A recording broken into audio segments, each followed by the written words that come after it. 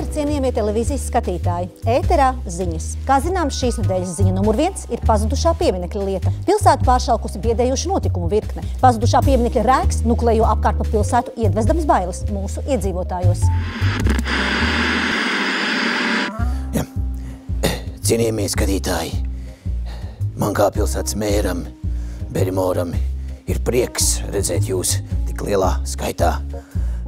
Kas attiec uz mani sekretāru Džīnu, ne viņa, ne es, mēs neesam lietpratēji zīmēšanā, un mēs jau nevaram tā tagad paši noteikt, kurš ir vai nav kaut ko zīmējis.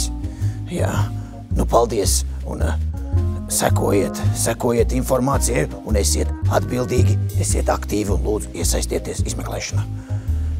Es jūs mīlu. Es jūs mīlu. Sveicināti, dārgie mākslas cienītāji un mīļotāji! Mēs atnācām šeit uzņemt iedvesmu. Jā, mums pazuda. Jā, es tātad esmu Fēniks un... Kas tu esi?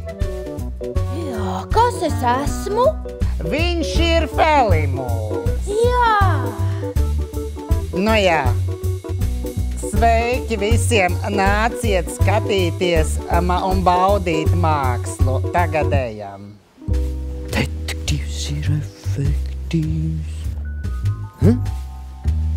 Basters. Pols Basters. Arī es esmu slavens pēdu dzinējs. Šobrīd students.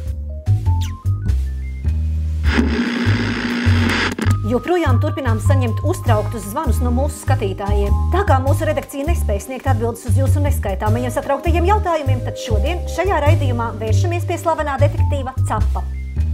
Labvakar, godātais izmeklētāji! Vai jums jau ir kādas versijas, aizdomās turamie, pēdas, motīvi, iemesli?